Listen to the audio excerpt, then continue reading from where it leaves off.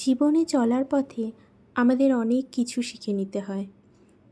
কি জানি, জীবনের পথে চলতে চলতে শেখা কাজগুলি যদি দরকার পড়ে যায়। হাই, আমি অনু।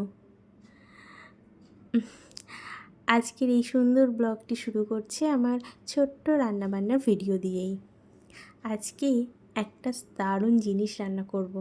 এটা হয়তো অনেকের কাছেই পছন্দের, আবার অনেকের কাছেই পছন্দের না, কিন্তু আমার, শান্তনুর এগুলো খুবই ভালো লাগে। আমার মা আবার অতটা ভালোবাসে না, কিন্তু খায়।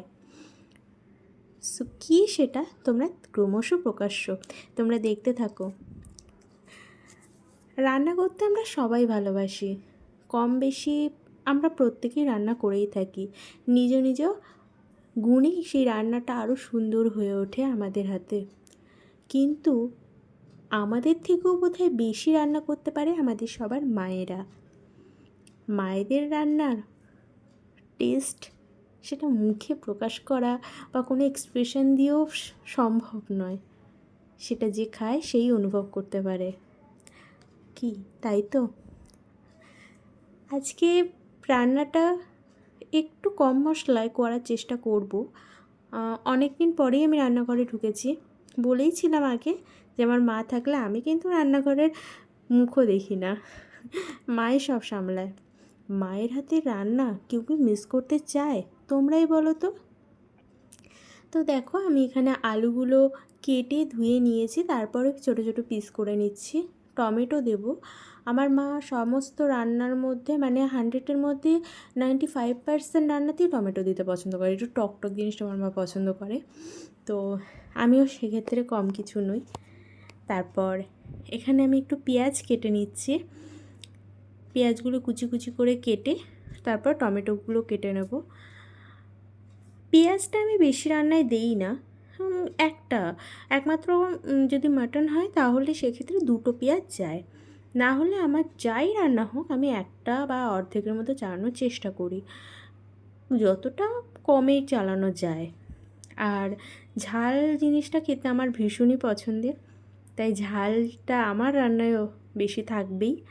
আমার মা ঝাল খায় মোটামুটি, কিন্তু আমি ঝালটা খেতে খুবই পছন্দ করি। তোমরা কে কে আমার মতো এরকম ঝাল প্রেমী আছো অবশ্যই কমেন্টে আমাকে জানাবে। কিন্তু এখানে আমি টমেটোটাও কেটে নিচ্ছি। টমেটো আমি একটা দিই, মা হলে এখানে 2টো দিত।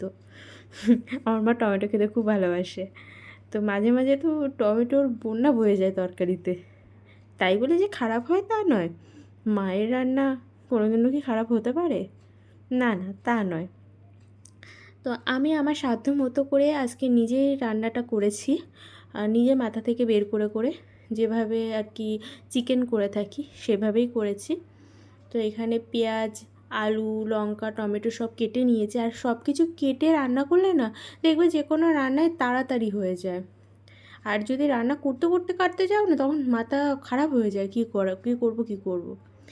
তো অ্যাজ ইউজুয়াল আমি তেলে হলুদ দিয়ে তারপরে আলুগুলো ছেড়ে নিয়ে ভেজে নিচ্ছিলাম লাল লাল করে। কারণ হলুদটা দিলে এই যে ছিটকে আসে যেটা গায়ে, সেটা আসে না। আর আমি সবসময় সেটাই করে থাকি, আগে হলুদ দিয়ে যে কোনো রান্না আমি এইভাবেই করে থাকি। আলাদা করে ওই জন্য আমি হলুদ টলুদ দেই না আলু বা যাই ভাজাভুজি করি তাতে। তো এখানে লাল লাল করে আমার আলুটা ভাজা হয়ে গেছে। তারপর আমি এখানে পেঁয়াজ লঙ্কাটা দিয়ে দেবো। পেঁয়াজ লঙ্কাটা দিয়ে লাল লাল করে ভেজে গুঁড়ো মশলা যেগুলো রয়েছে সেগুলো দেবো। আর আমি গুঁড়ো মশলা আদা রসুন জিরে গুঁড়ো, ধনে গুঁড়োটা দেইনি, লাল লঙ্কার গুঁড়ো আর একটু গোলমরিচ, গরম মশলার গুঁড়ো, সেগুলোকে সব একটা বাটিতে আমি জল দিয়ে গুলে রেখেছি। সেই পেস্টটাই আমি দেব, কারণ এইভাবে দিলে আমার মনে হয় রান্নাটা পুড়ে যায় না। তো সেই পেস্টটা আমি দিয়ে দিচ্ছি এখন। এইভাবে দিলে আমার খুব ভালো হয়, নয়তো রান্না করতে করতে কখন কোনটা দেবো সে আমার মাথা থেকে বেরিয়ে যায়, তার মধ্যে যদি পুড়ে যায়। সেই জন্য এখানে আদা রসুনও দেওয়া রয়েছে। তো সব কিছু একসাথে মিক্সড করে নিয়ে এটাই এবারে কষাবো অনেকক্ষণ ধরে, যতক্ষণ না তেল ছেড়ে দেবে মশলা থেকে, ততক্ষণ পর্যন্ত আমি কষিয়েই যাব। তারপর লাল লাল করে কষানো হয়ে গেলে এইবারে দিচ্ছি টমেটোটা আমি এখনই দিয়ে দিচ্ছি, কারণ এরপরে সেই স্পেশাল জিনিসটা দেবো, যেটা আমার ভালো লাগে। আর এটা কিন্তু আমি এইবার নিয়ে 2বার খাচ্ছি। তো এই দেখো এই জিনিসটার কথাই আমি বলছিলাম। ইয়েস, মেটে গিলে কষা করেছিলাম আমি, ফার্স্ট টাইম বানিয়েছিলাম। আর এর আগে যখন খেয়েছিলাম তখন সেটা মা রান্না করে দিয়েছিল, সেটা আজ থেকে 1.5 বছর আগে। তো তারপরে হঠাৎ প্রচুর তো চিকেন খেয়েছি, এবারে কিছু খাওয়া যাক অন্য কিছু। তো মা বললো তাহলে আমরা গিলে মেটে নিয়ে আসা যাক। তো ঠিক আছে চলো খাওয়া যাক। তো মা কোনো দিনই খুব একটা গিলে মেটেটা মানে অতটা কষা ভালো লাগে না, মা মাংস খেতে ভালোবাসে।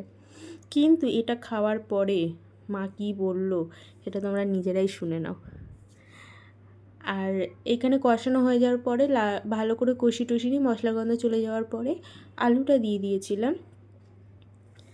দেখো কষানোটা কেমন হয়েছে, দারুণ হয়েছে না?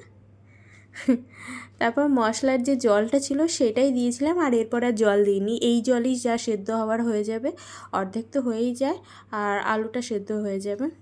তো কষিয়ে ঢাকা দিয়ে এই ফাঁকে একটা পেয়ারা কাটা ছিল সেটা খেয়ে নিয়েছিলাম। আমি চেষ্টা করি একটা ফল খাওয়ার প্রত্যেক দিন, হয়ে ওঠে না বাট চেষ্টা করি, যখন মনে থাকে তখনই খাই। তো প্রায় আমার রান্না কমপ্লিট হয়ে গেছে। মা কি বলল সেটা তোমরা শুনে নাও। এই যে আমার রান্না করা মেটে গিলে চচ্চড়ি না কষা হবে, আর মাছ ভাজা করেছিলাম, এটা বড়া আছে বাঁধাকপি। ভালো হয়েছে, মা খাচ্ছে। কেমন হয়েছে খেতে?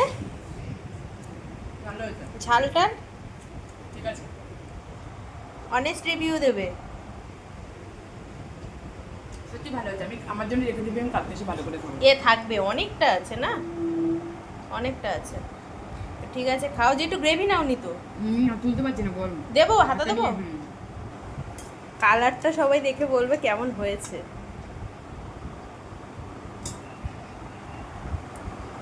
গ্রেভিটা দিয়ে মেখে খাও, গরমই ভালো লাগে এগুলো। ভালো হয়েছে। আমাদের প্রায় কতদিন পরে খাওয়া হচ্ছে এটা? আমি তো খুব একটা খাই না, তুই মানে 1 বছর পরেই খাচ্ছিস। 1 বছরের বেশি হয়ে গেছে। আমাদের এইটা নিয়ে 2বার খাওয়া হবে, এর আগে 1 বছর পরে খেয়েছে, আর এই খাচ্ছি। খাইনি আমি। তুই যেটা রেস্টুরেন্ট থেকে নিয়ে এসেছিলি সেটা থেকে এই রান্নাটা ভালো হয়েছে। রেস্টুরেন্টে তো ওটা একটু তোমার মানে সস দিয়ে, নানা রকম সস দিয়ে করেছিল। ঠিক আছে তাহলে খেয়ে নাও।